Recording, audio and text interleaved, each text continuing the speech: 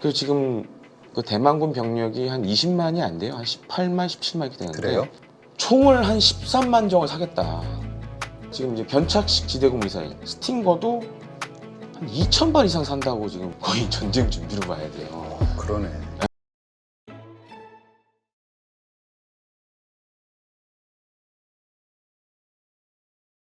네, 이번엔 저 중국 이야기 좀 해볼게요. 예. 뭐 요즘 중국과 북한의 사이가 안 좋아졌다 이 얘기는 말씀을 들으면서 이해가 됐는데 예.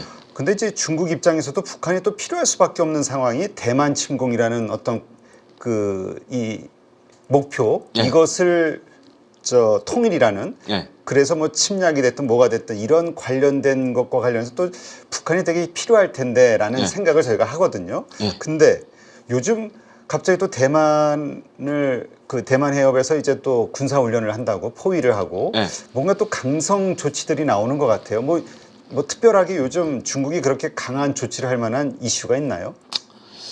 아, 이제 이게 우리가 촬영하는 지금 월이 10월이죠. 네. 이제 10월이 되면 대만과 중국에는 큰 이벤트가 있습니다. 10월 1일이 국경절. 아, 네. 중화인민공화국이 탄생한 1949년 10월 1일에 만들어졌으니까. 네. 그래서 국경절 때 한 열흘 쉬죠. 보면 저도 중국에서 한 5년 넘게 살았었고 뭐 그래요? 했으니까.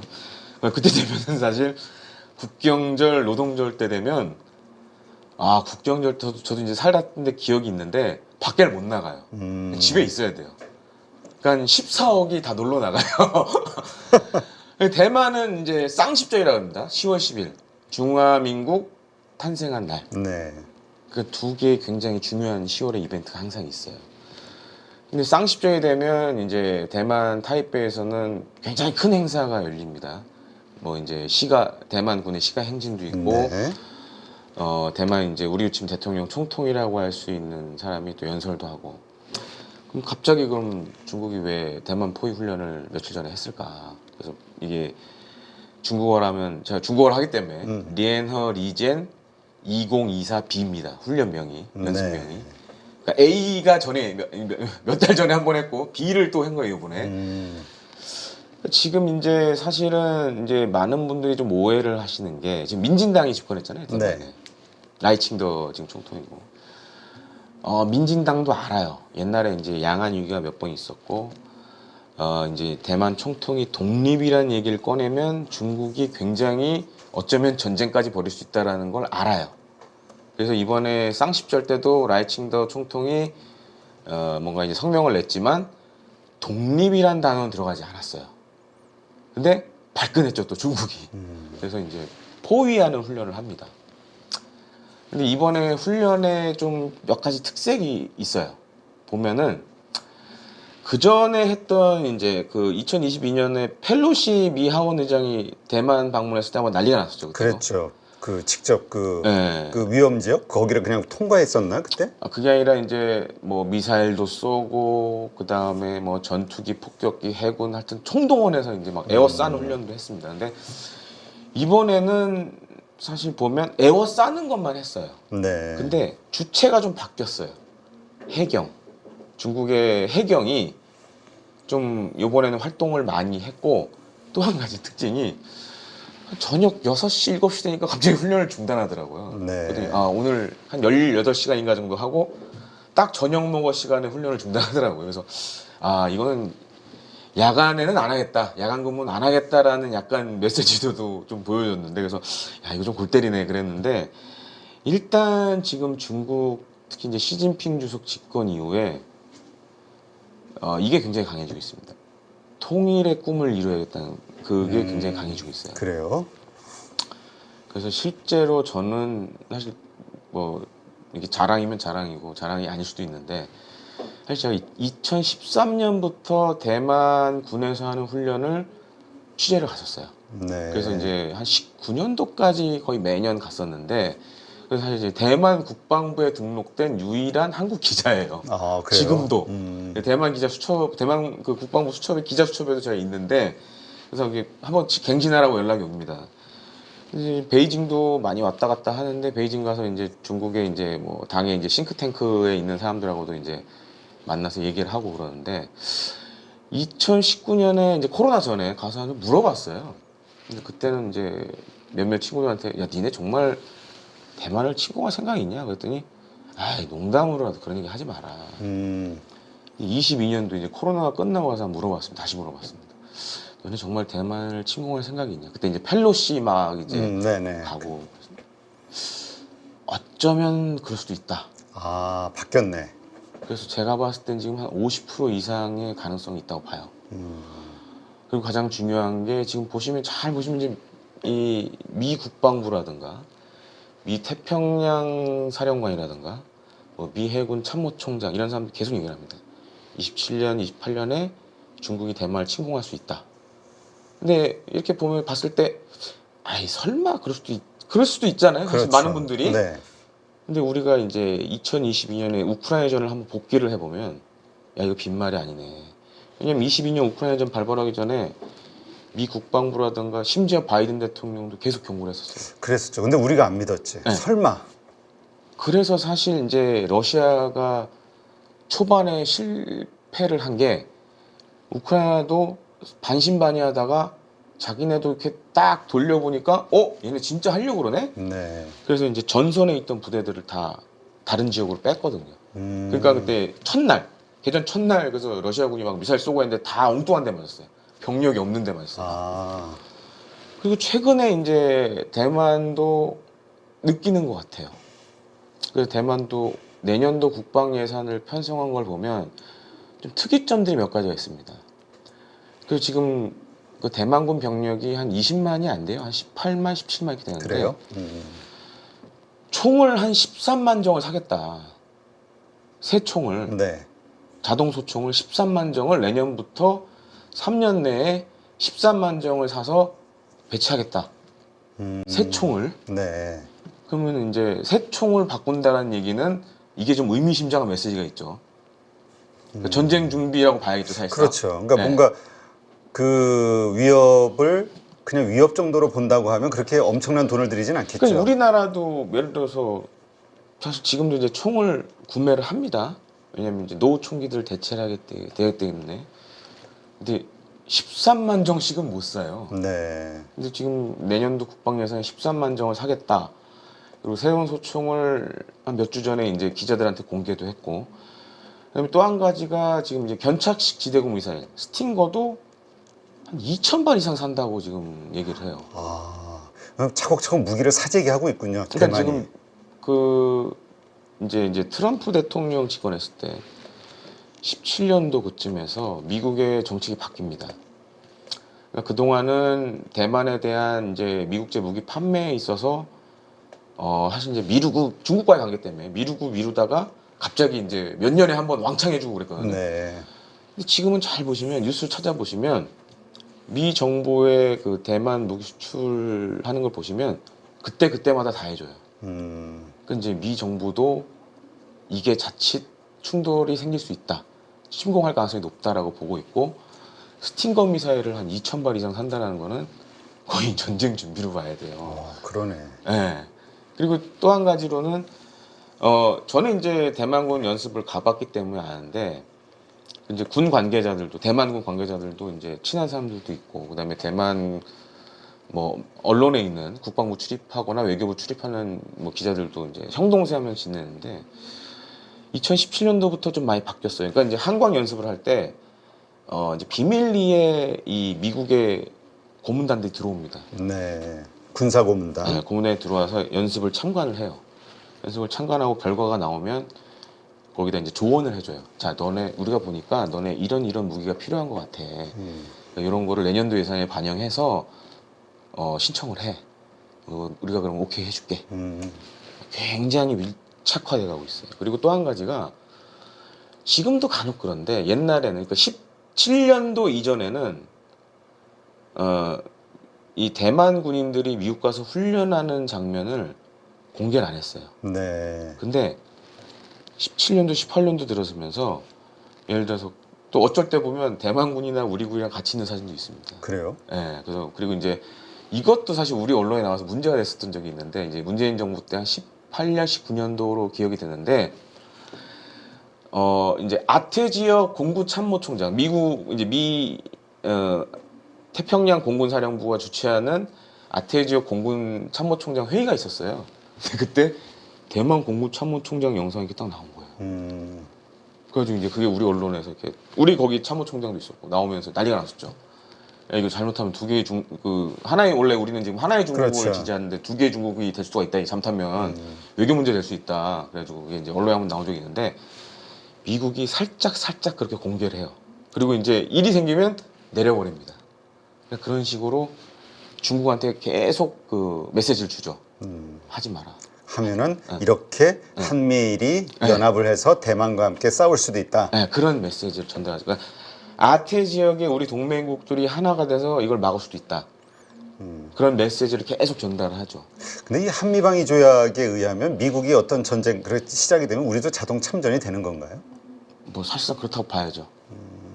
그래서 사실은 이제 뭐 제일 좀 이제 좀 우려스러웠다고 보는 게 사실 이제 노무현 정부 때 이 얘기가 많이 나왔었습니다.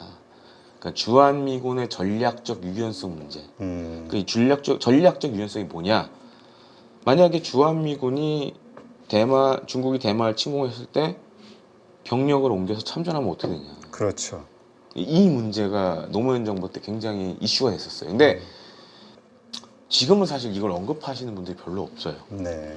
근데 지금 상황은 잘 보면 27년, 28년에 굉장히 좀 위태스러운 일이 생기지 않을까. 뭐 제가 앞서도 말씀드렸지만 저는 봤을 때 27, 28이 굉장히 전 세계 위험한 해가 될 수 있다. 뭐 특별히 그 해를 찝으시는 이유가 있을까요? 첫 번째가 이제 중국 인민해방군이 1927년에 만들어졌습니다. 네. 그러면은 이제 사실상 2027년이면은 100주년이죠. 100주년. 근데 재밌는 게 중국 인민공화국이 만들었는데 그럼 대부분 아주 일례로 우리가 이제 광복되기 전에 독립군이라고 했잖아요. 그랬죠. 광복 이후에는 국군으로 부르잖아요. 네. 근데 국가가 생겼는데 아직도 해방이란 단어를 넣고 있잖아요. 해방군. 그래서 지금 100주년에 맞춰서 중국 인민해방군이 여러 가지 지금 이 대만 무력 침공에 대비한 과제들을 설정해 놨고 네. 27년까지 완성을 하겠다는 게 목표예요. 네.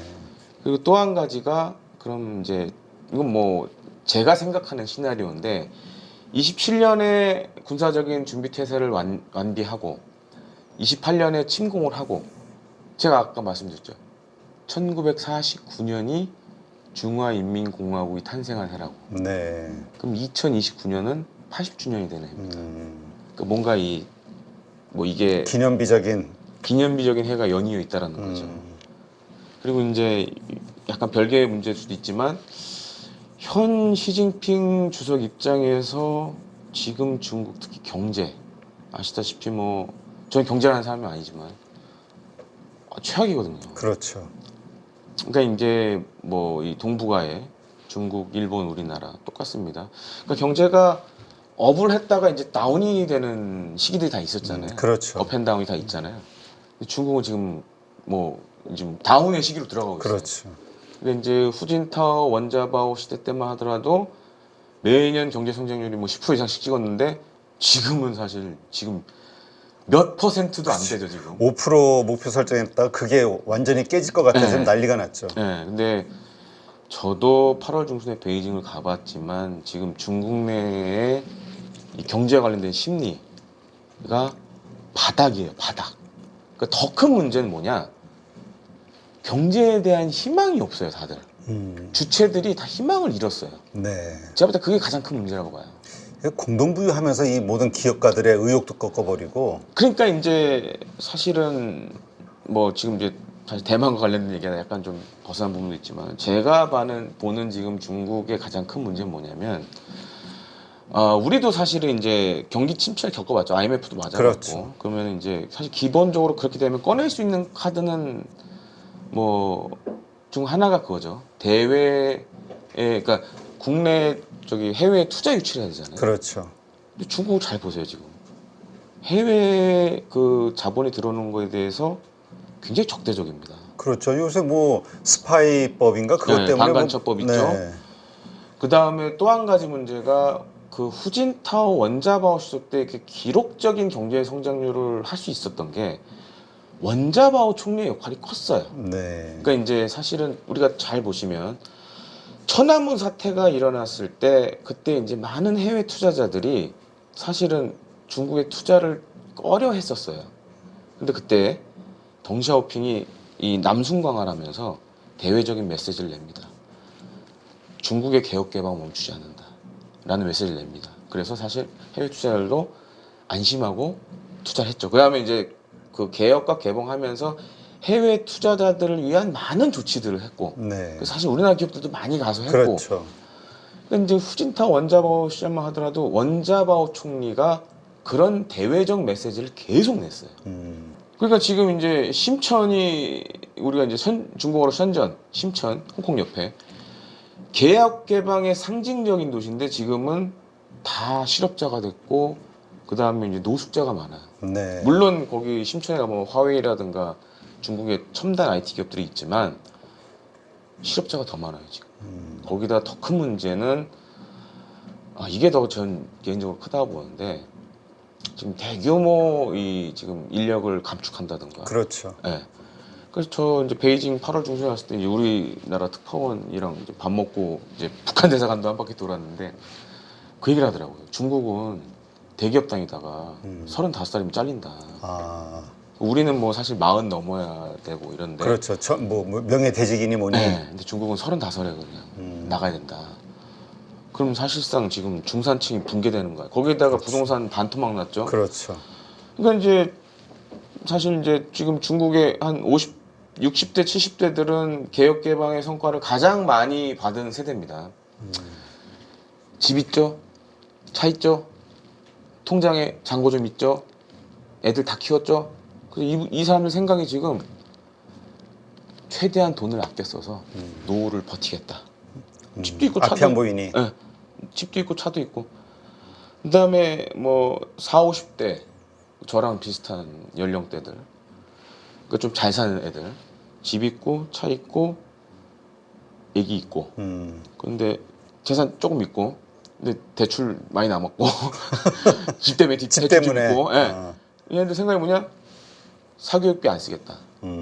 왜냐면 중국도 우리나라만큼 사교육이 심하거든요. 아주 심하죠. 예, 그건 부차하는 친구도 그 사실 뭐 한 달 소득이 한 우리나라 돈으로 한 200 좀 넘는데 만 원 정도 좀 이상인데 맞벌이 하거든요. 한 3, 400 합치면 되는데 여름 방학 때 애가 이제 고2인데 사교육비로 한 3, 400 쓴다는 거예요. 방학 때. 그 이게 사실 이제 물가나 이런 거 고려했을 때 어마어마한 거죠. 그렇죠. 이제 그걸 안 쓰겠다. 더 심각한 거는 20대, 30대죠. 취업도 안 돼. 돈도 없어. 그냥 삶을 포기하고. 그러니까 재밌는 재밌다고 하긴 그렇지만 20, 30대들이 요새 이제 하는 게 뭐냐면 중국에서 집값이 제일 싸고 물가가 싼 데로 이사를 가요. 최소한의 돈을 사용하려 하겠다. 네. 전에 없던 일이죠 이게. 그러니까 그만큼 지금 중국 경제가 심각한 하향 곡선을 겪고 있다. 그러한 것을 타개하는 방법 중에 하나가 전쟁일 수도 있다고 보시는 건가요? 그러니까 이제 장기 집권을 하기 위해서는 그 몇 가지 방법이 있어요. 제가 봤을 때 딱 3가지밖에 없다 보는데 개혁, 지금 중국 공산당이 하시는 걸 잘 보면 개혁은 있어요. 네. 개방이 없어요 지금. 아, 개방에 대한 얘기를 거의 안 해요. 옛날에는 뭐 개혁, 개방 2가지를 얘기를 많이 그랬죠. 했지만 시진핑 주석이 집권하면서 장기 집권 가면서 개혁은 있지만 개방이 없어요. 그러면 이제 이 타겟책을 해결하려면 리더를 바꿔야겠죠. 근데 이건 제가 봤을 때 쉽지 않을 것 같고. 그렇죠. 그러니까 내부적인 뭔가 이 권력 싸움을 통해서 개방적인 이미지의 지도자가 나오지 않는 이상 지금 중국 경제는 답이 없는 상황이고. 그러니까 예를 들어서 인프라를 타면서 경기 부양을 할 수는 있지만 문제는 그걸 이미 다 했어요. 뭐 고속철 아시다시피 지금 세계에서 제일 긴 노선 갖고 있고. 뭐 빈 아파트가 1억 채가 넘는다고. 그렇죠. 거기다가 저도 중국 가서 깜짝 놀란 게 지금 도로나 이런 거는 한국보다 더 좋아요. 인프라에 돈을 쏟아 부어가지고 고속철도 마찬가지고. 네. 심지어는 지하철 필요 없는 동네도 지하철이 만들어졌고 그렇지 뭐 인프라도 할 게 없어요. 아, 웬만한 건 다 해가지고. 그다음에 코로나 기간 그때도 이제 막 돈을 쏟아부어서 인프라를 많이 했고. 지금 방법이 없어요. 그럼 이제 방법은 대외적 개방을 정책을 통한 외자 유치밖에 없는데 이것도 쉽지 않고. 그렇죠. 지금 좀 노선에서는 힘들고. 그러면 결국 리더를 바꿔야 된다는 얘기고. 근데 이것조차도 이건 좀 시간이 걸리거나 아니면 굉장히 당 내에서 치열한 뭔가 권력 투쟁이 있지 않는 한 쉽지 않고. 그 맞설 만한 경쟁자가 현재로서는 없잖아요. 그러니까 이제 사실은 저는 지금 중국의 가장 큰 문제는 경제적 문제도 있지만 정치적 리스크가 그때보다 커졌다. 만약에 시진핑 주석이 유고가 된다? 그 자리 놓고 어떤 일이 벌어질지 모릅니다. 이제 과거 중국 공산당 역사를 보면은 그런 사건도 많았고 내전 같은. 내전 같은 건 아니고 갑자기 밤새 쿠데타가 일어나가지고 아, 알게 모르게 쿠데타가 일어나서 갑자기 누가 갑자기 치고 올라온다던가 뭐 이런 일이 생길 수도 있고 실제로 후진타오 원자바오 때도 그런 비슷한 일이 몇 번 있었어요. 우리가 알게 모르게 내부적으로. 그러니까 그런 정치적 리스크. 그러면 이제 장기 집권을 계속 하겠다 시민주의. 그러면 두 번째로 꺼낼 수 있는 게 자신을 신격화해야겠죠. 네. 그럼 이제 문화 대혁명 같은 정말 중국 근현대사에서는 가장 이제 악몽과 같은 그런 걸 일으킬 수도 있고 마지막 세 번째는 전쟁이죠. 전쟁. 전쟁을 일으키면 물론 제가 봤을 때 쉽진 않아요. 근데 만약에 장기전으로 끌고 간다. 러우 전쟁처럼. 그리고 이제 사실 이제 미국은 기본적으로 한국 전쟁을 잘 보세요. 미국 사람들은 3년 이상은 못 버팁니다. 못 버틴다. 우크라이나 지금 3년째 돼가고 있잖아요. 점점 못 버텨 해요 지금. 미국 여론 자체가. 네. 그러니까 이거를 만약에 뭐 막대한 희생을 치르고라도 뭐 1년 내에 그야말로 그 제가 앞서 얘기했던 27, 28, 29라는 그 개념으로 봤을 때 28년도에 이렇게 해서 1년 정도 정말 중국이 모든 걸 쏟아부어 29년도에 점령을 한다라는 걸 봤을 때는 한번 걸어볼 만한 도박이죠. 그리고 그 도박이 성공한다.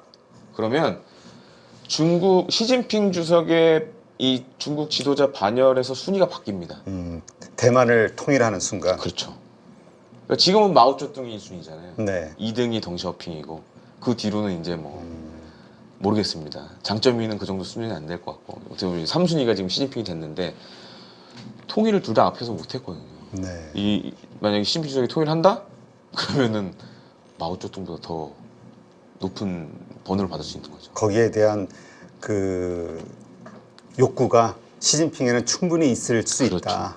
그러니까 그런 거를 보시면 이제 후진타오 원자바오 시절에 그렇게 강경한 메시지를 안 냈어요. 그리고 후진타오 원자바오 시절에는 중국 국민당이 이제 그때 집권을 했기 때문에 이 공산당과 뭐 이 국민당 간에는 그래도 좋든 싫든 대륙에 있을 때는 국공합작도 했고 그러니까 서로 약간 이 근본이 되는 역사적 인물들이 다 연관성이 있었기 때문에 그래서 그때 이제 대만 대선 앞두고 차잉원 총통 그때 대선 앞두고 갑자기 싱가포르에서 그때 양안 간의 정상회담이 열렸었잖아요. 네. 싱가포르도 사실은 이 양안 관계에서 되게 중요한 요소 중에 하나입니다.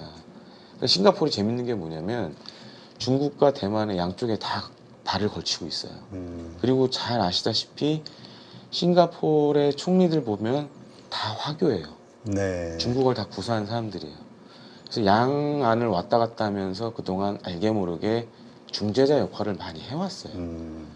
사실 지금 싱가포르 쪽 사람들도 얘기 들어보면 좀 민감하게 보는 사람도 많아요. 좀 위험하다. 네, 그리고 심지어는 싱가포르 군 같은 경우에는 이제 싱가포르이 아시다시피 이제 국토 면적이 경기도 정도밖에 안 되잖아요. 네. 싱가포르 군도 사실 이제 동남아에서 손꼽히는 강군 중에 하나입니다. 근데 이 싱가포르 군이 사실 대만에서 훈련을 많이 해요. 네.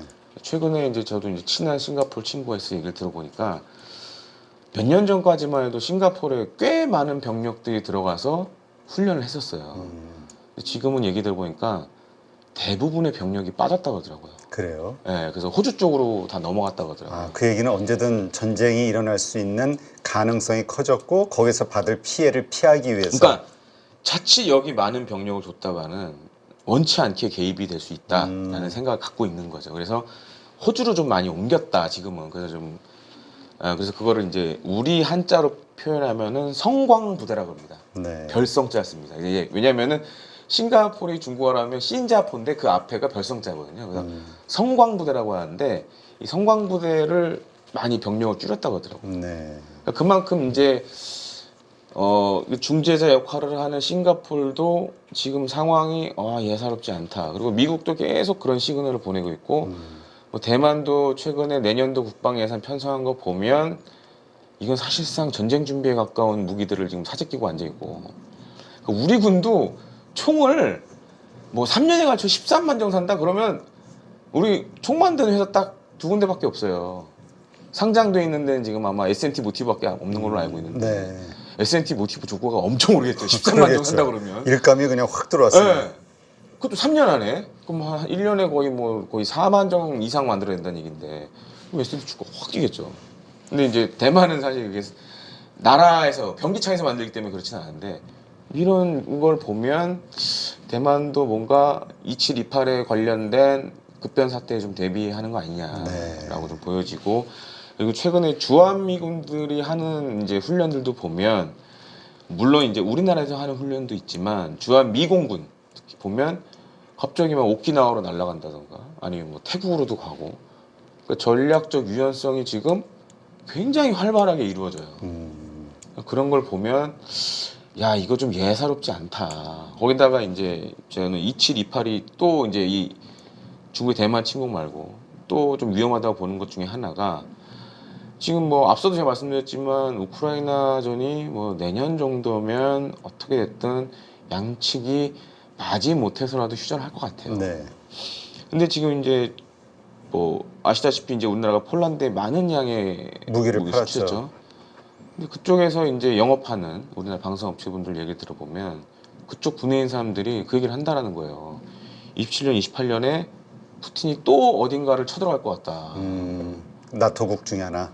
그게 나토가 될지 뭐 나토 회원국이라고 할 수 있겠죠. 근데 이제 발트 3국, 폴란드 네. 뭐 이런 데가 지금 또 쳐들어갈 수 있다. 근데 사실 이제 잘 보시면은 폴란드라든가 루마니아 계속 뭘 사잖아요.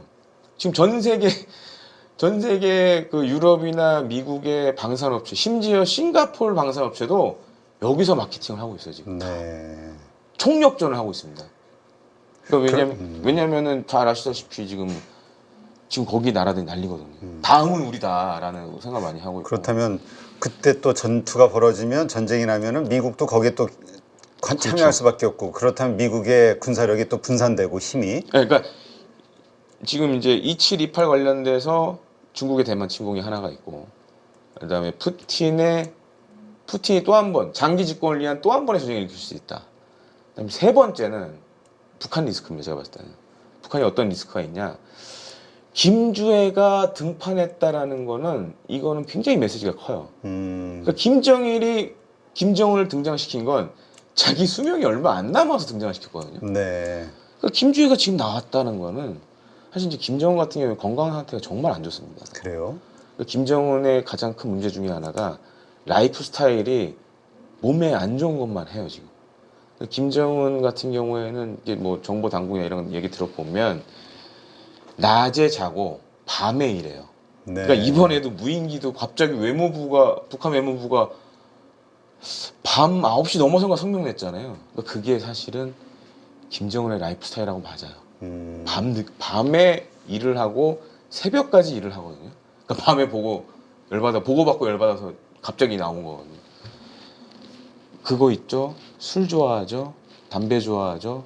몸무게는 거의 140이죠. 이런 상황에서 과연 그리고 그다음에 뭐 제가 봤을 때 당뇨도 있고 심혈관계 질환 있죠. 여러 가지 보면 이제 걸음걸이도 안 좋죠. 네. 그러니까 우리 정보 당국이나 이런 데서 파악하기로도 진짜 몇 년 안 남은 것 같다. 김주애 등판이 가장 큰 메시지가 있고 잘 살펴보시면 지금부터 3, 4년 계산해 보면 사실 27, 28 이거 아니에요.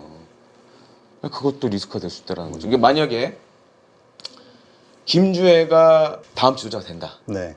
그래서 뭐 상황을 안정적으로 이끌어간다. 그럼 경착륙인 거고. 만약에 이제 권력 공백을 틈타 뭐 군부에 갑자기 실세가 나타나 확 뒤집어 엎는다던가 거기에 뭐 중국적 변수도 있을 수 네. 있고. 그래서 예를 들어서 이제 정말 하드 랜딩을 하게 되면 뭐 북한에서 정말 최악의 경우 내전이 발생한다. 그러면 사실 어떤 경우에는 우리가 우리 군병력을 북으로 올려보내야 될 수도 있어요. 네, 그다음에 이제 난민 문제. 네, 그렇죠. 중국도 가장 걱정하는 문제 중에 하나가 난민이거든요. 갑자기 북중적 전쟁에 수십만의 북한 주민들이 우르르 몰려오면 이거 방법이 없거든요. 중국도. 그렇죠. 우리도 마찬가지입니다. 만약에 지금 전방에 있는 북한 군인들이 총 들고 우르르 갑자기 내려온다 그러면 어떻게 통제해야 될까요? 그렇죠. 힘들죠, 사실. 예, 그런 상황이 정말 이제 이거는 이제 가정이지만 북한이 하드 랜딩을 한다는 개념을 봤을 때는 우리에게도 이건 치명타예요. 그래서 그런 것들이 좀 그래서 27, 28, 29가 좀 위험한 위험하다. 3년이 되지 않을까. 물론 그런 일이 일어나서 안 되겠지만 지금 흘러가는 걸 봤을 때는 그럴 가능성이 좀 농후하다라고 네. 보여집니다. 알겠습니다. 지금 이렇게 말씀하신 대로 여러 가지 그 국제 정세 그리고 각 나라들의 입장 상황을 보니까 네. 아 진짜 앞으로의 몇 년간 네. 그 상당히 불안한 시절이 또 올 수도 있겠다. 네. 네, 상당히 위험한 시기가 올 수도 있겠다라는 네. 생각이 드네요. 네. 네.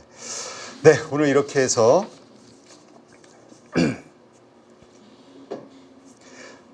한국국가전략연구원 군사 전문 연구위원이시죠. 김대영 연구위원님과 함께 말씀을 좀 들었고요.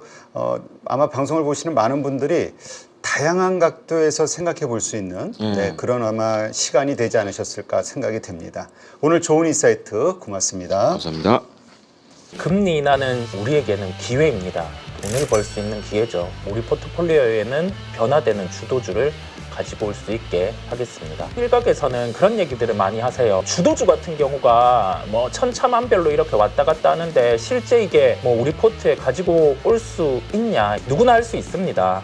기초 VOD 강의가 먼저 진행되고요. 주 2회 라이브를 통해서 지금 변화되는 시장에서 바로 수익을 볼 수 있게 종목들을 추려서 진행을 할 예정이고요. 함께 돈을 벌기 위해서 준비했습니다. 저와 함께라면 충분히 가능하다는 말씀을 드립니다.